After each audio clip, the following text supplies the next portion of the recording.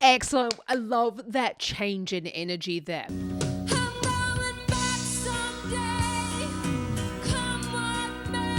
One thing we don't see from Linda is we're not seeing huge breaths. Not one ring to rule them all. Kia ora and welcome. My name's Abish DB and I'm your vocal coach for today because we're going to be taking a look at the fabulous Linda Ronstadt and what she's up to with her vocal technique in Blue Bayou.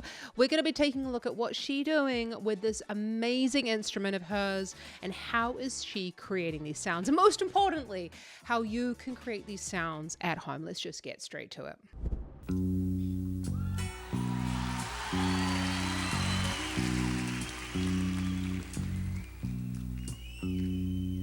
I feel so bad, I got a worried mind. I'm so lonesome all the time. Since I left my baby behind on Blue Bayou. Okay, so what we've got there is a lowered larynx position in order to create that slightly darker tone that feels so bad, I got a worried mind. She's coming very, very close to the microphone. Just a small amount of breath is being pushed through the sound there. Pushed, what's pushed? It's important when we're singing this low in the range, and for some people this is very low, for others it might not be very low, that we are really watching how much breath is being pushed through the sound, because it sounds breathy, but actually when the vocal folds are just open, the breath is going to come out. So let's just go back on that. I want you to notice how she does run out of breath at the end of those phrases. And again, not poo-pooing Linda Ronstadt by any means. I feel so bad, I got a worried mind. I'm so lonesome all the time. Since I left my baby behind on Blue Bayou.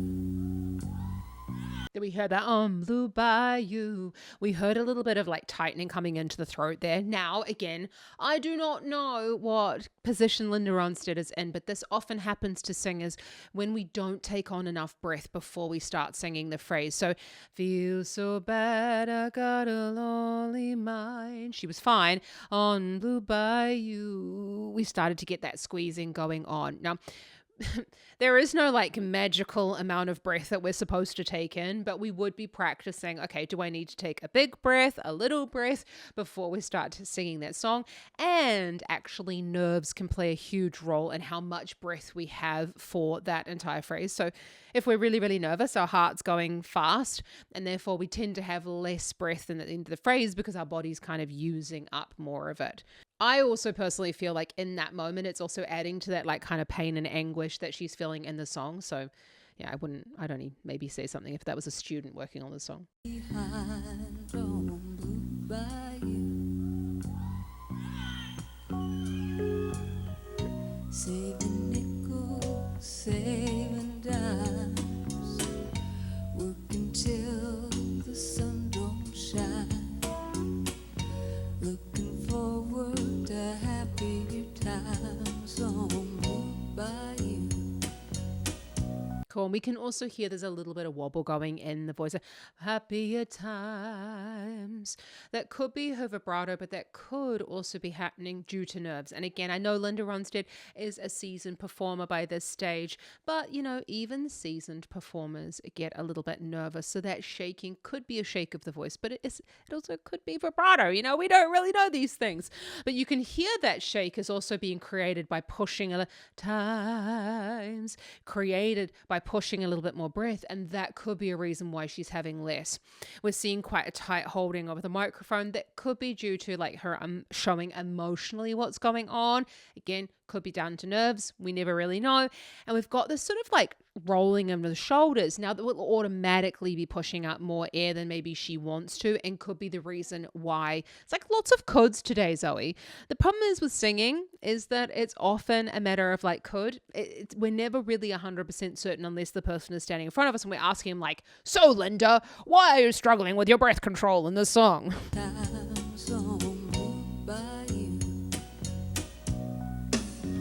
I'm going back someday. Come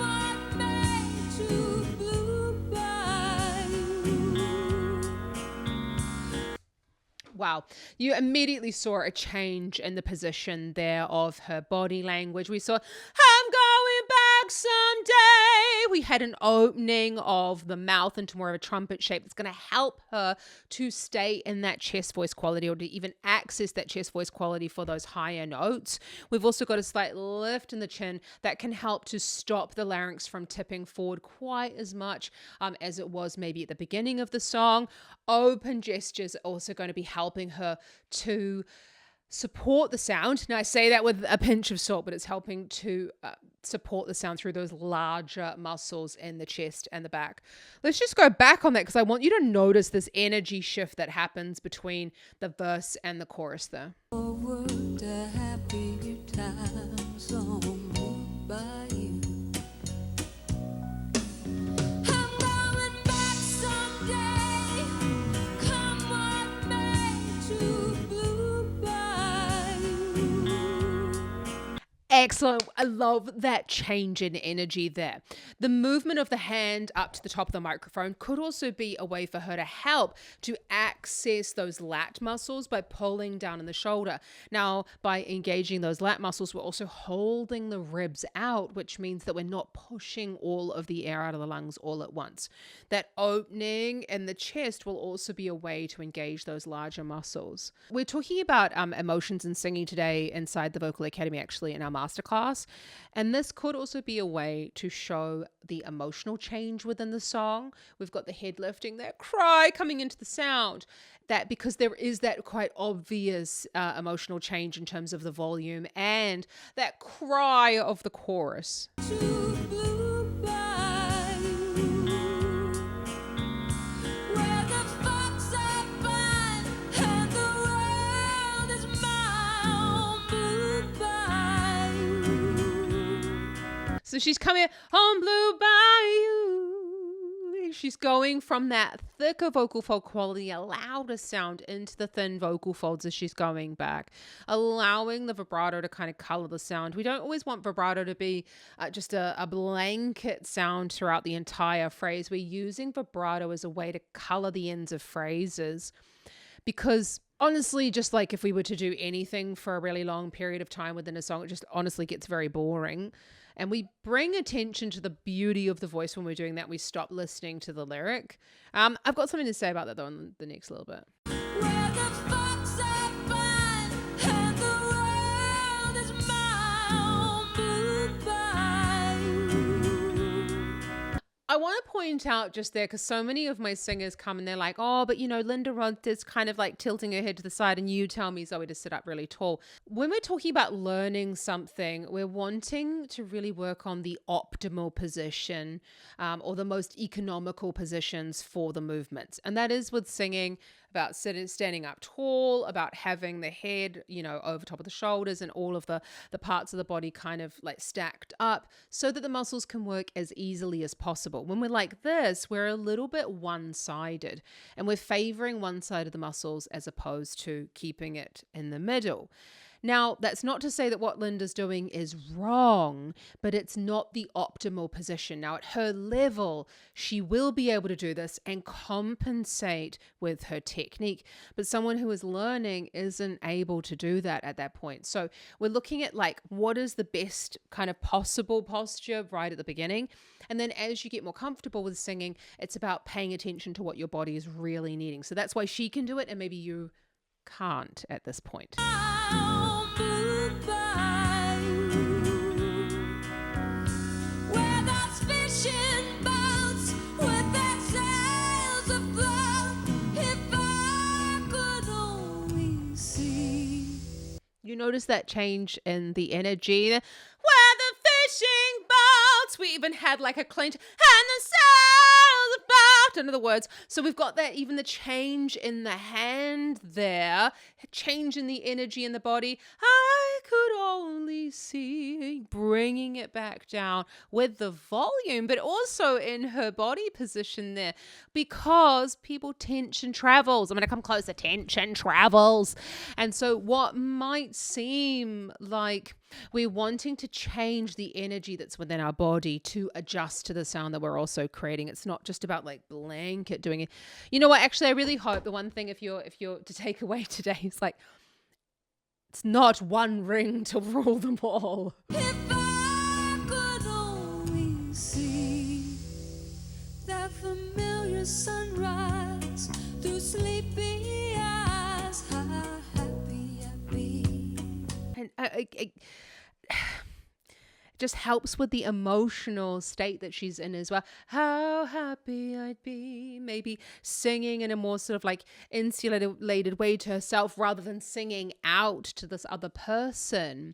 When we're looking at expressing our emotions or even acting through song, whichever way you want to call it, we're looking at the body position being a way that we can show the other person or the audience what the emotion is that we're trying to convey. Like if I was to go, if those fishing boats and the sails afloat, that would sort of be a little bit standoffish. It changes the feel of the song completely, even though I'm using exactly the same vocal quality. So when you're performing, I want you to be looking at like, what is your body doing? What is your body telling the audience? Because that's going to help them with their understanding more.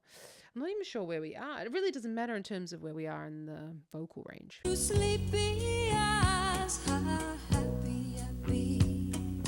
And at the end there, how happy I'd be. Going into more of a breathy, thin vocal fold there. There is an increase in the breath, but it's really about changing the volume, because as we increase the breath, the volume needs to go down. Because if I was to stay at the same volume, how happy I'd be. You hear that?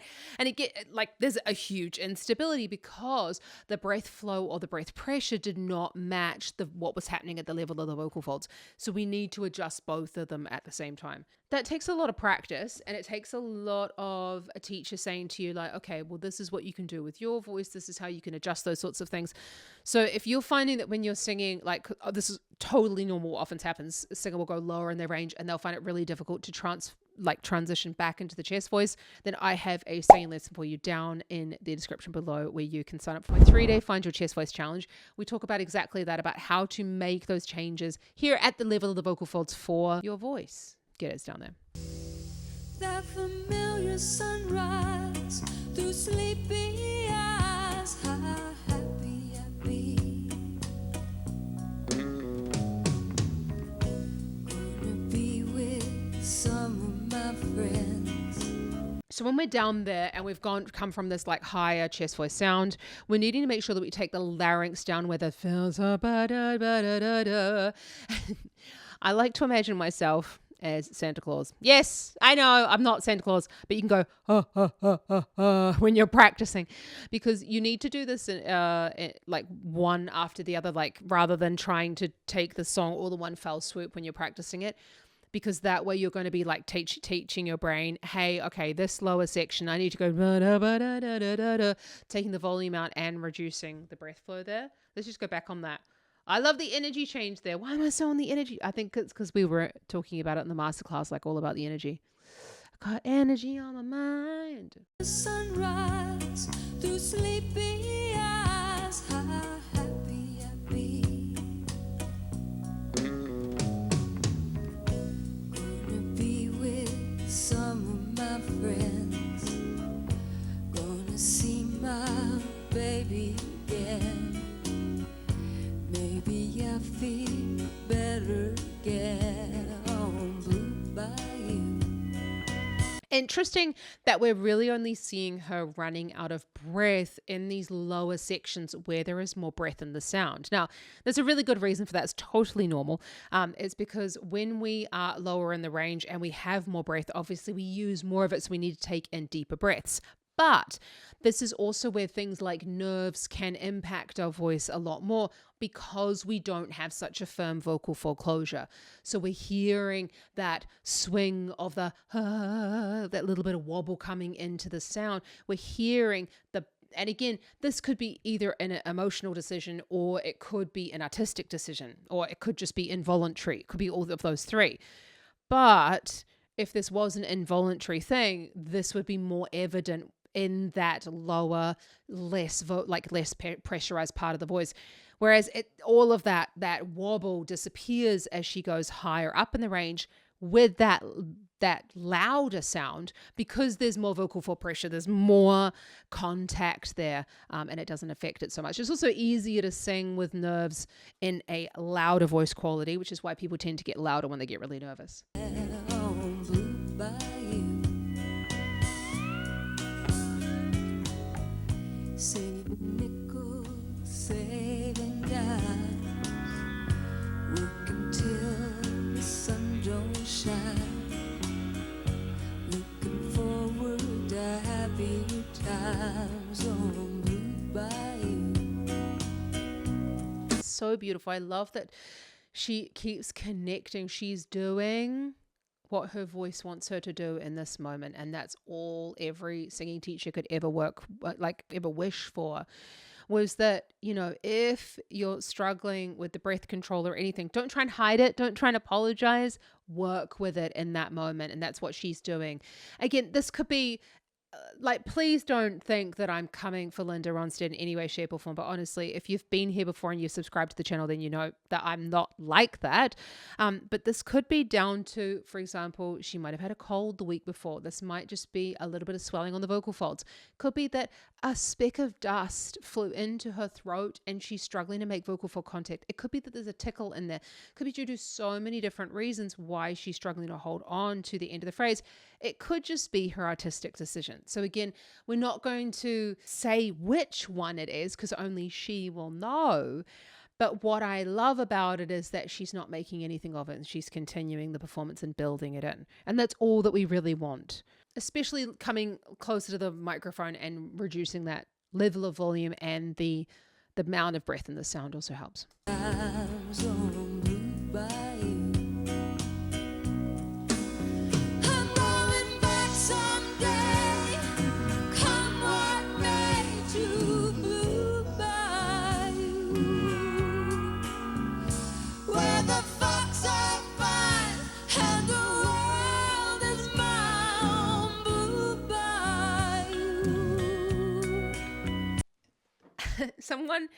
One of my singing students was singing this song, and she often mentioned that I would say things about what to do with the vocal technique, but Linda wasn't doing that. Now, when we get a singer like Linda, who's been doing this for such a very, very long time, as vocal coaches, especially if we were working with a professional singer like Linda Ronstadt, there are certain things that we wouldn't go near if she wasn't having an issue with it, or if it wasn't becoming an issue. And especially if the singer themselves is really happy with the sound that they're creating, we don't try and go and then change it, because especially with someone at Linda's level, that could be part of their signature sound. It's very different when we're working with a talented singers who aren't as well known as Linda was in her early years. And so we can then afford to spend a lot more time about building up all of those little different technicalities. But it also has to be said, if the singer does not want to make those changes, that's also completely up to them. And it's our job as vocal coaches to respect that and to say, okay, I think this would be good for you. You are making the decision that you don't want to go down that road. That's not a problem. Let's find a way to get to the way, to take in how you can do this, but to get to the sound that you're really looking for. And I want to put it to you that any vocal lesson that you ever have, you need to feel comfortable with the sound that you're creating. And not only from that you like the sound that honestly, that's the most important thing that you should be doing. You should be liking the sound that you're creating. But you should also be understanding the journey that your teacher is trying to take you on. So if they're saying to you, okay, you might not like the sound, can you just trust me for a moment? And we'll give it a go, and we'll try it my way, and then we'll try it your way. And that's always something that I'm looking for with my students inside the Vocal Academy, and the way that the other teachers inside the Academy teach is we say to you, okay, you don't like what we're doing here? It's not, do you know what? Just give me a couple of weeks. Trust the process a little bit.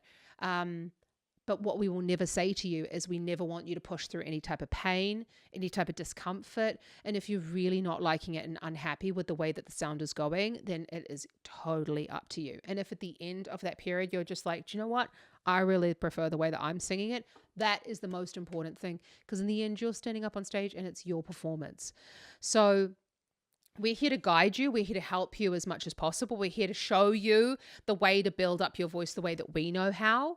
But ultimately, in the end, we're also going to do it with your artistic integrity in mind. I'm sorry, I've just stood up on a soapbox there, really. I just get really upset when I hear singers say like, this is the only way to do it, or singing teachers, this is the only way to do it. There's so many different ways to sing, and it's about finding the teacher and also the kind of the methodology really that works for you best. The way that I'm talking about like highly technical sort of stuff and moving the muscles around resonates with you. You can apply to work with me inside the Vocal Academy. You can apply down the description below. I just love that. In that moment, let's just go there again. On blue bayou, where those fishing boats with their sails afloat. If I could only see that familiar. One thing we don't see from Linda is we're not seeing huge breaths. We're seeing these little short, sharp, high breaths. That's going to help with actually both of these styles of singing within the song. It's going to help her with her louder.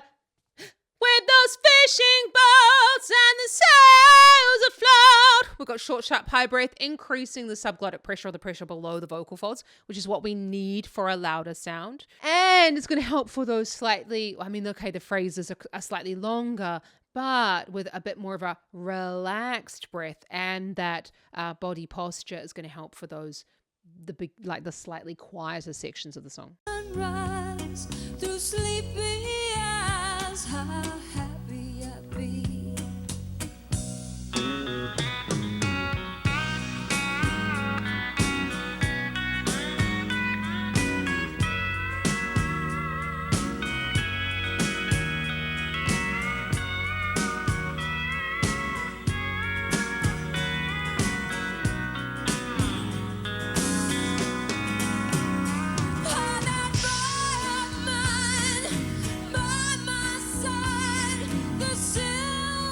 Did you notice that she opened her mouth wider? And that boy of mine. She did more of an open vowel to then further accentuate this higher chest voice quality. It's not always about getting louder. It's about making those slight artistic or emotional changes in order to boost the emotion of the song. So she was here before, and then she's just gone and topped it again by being even more over the top. With that boy of mine, bringing in more of that cry there through the thyroid tilt, but also through those mouth positions, and bringing in more diphthong, actually, I feel. Let's just watch that again.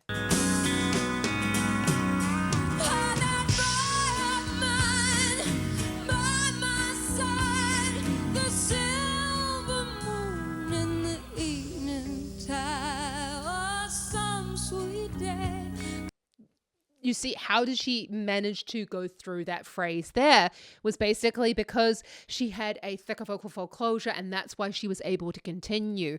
Could also be that she's a highly trained professional singer. So she went, maybe I need to take a slightly bigger breath at this moment in order to continue through there. You don't have to do the run-on sentence if you're singing that song. It's if you want to. Maybe this one performance, that was an accident. I don't freaking know. So, make the song your own when you're singing it as well. Evening time or some sweet day, gonna take away this hurt inside. Well, I'll never be blue, my dreams come true.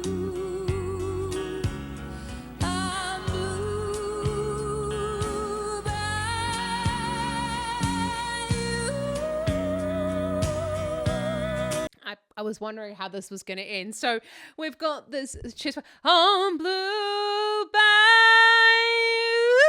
She flipped into a falsetto there. And that you that we heard. Oh God, I'm doing it so badly. She did it so beautifully. Let's watch that again. I'm blue by you. And that flip is really accentuated by the fact that so we're going from that thicker vocal fold into the stiff or falsetto as we're going further up the range. And that is helped by the vowel, the closed vowel, by blue. She was in a bit of a mix. By open mouth, chest volume, you, and going into that falsetto with the ooh vowel. So when we're playing around with the mouth shapes, it can hugely influence our vocal quality. Let's just watch that again. I move by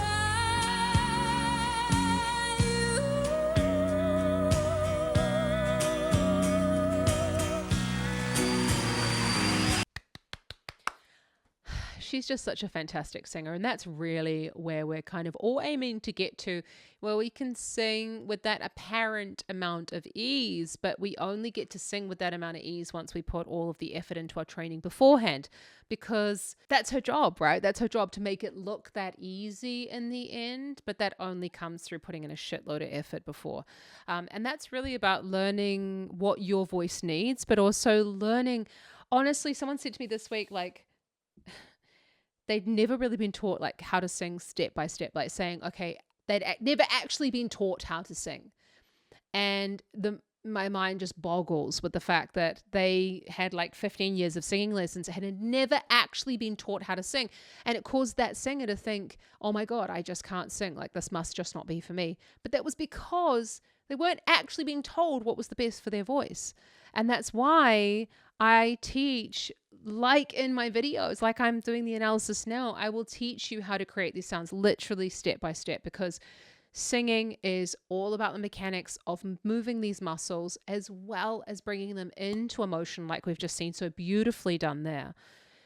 But everyone can learn to sing, and everyone, like, it is just about learning step by step how you can create these types of sounds. So you can apply for singing lessons down in the description below, because I don't want you to think that you're not a very good singer just because you can't do this like straight off. Jesus, if I was just like sit down and sing this song, I would need to practice as well. And I've been doing this for a very, very long time. Yeah, I've been teaching singing for over 18 years. So we all need time to practice. And I just want you to give yourself that grace to work on it. So I'm going to take a look at what's really, really similar and put it up here for you, because I think I've looked at something with Linda singing a trio, I think with Dolly Parton. It was a slightly different feel. So you can continue working on a slightly louder chest voice quality. But just remember, you're amazing. And happy singing. Okay, kaki tēnā.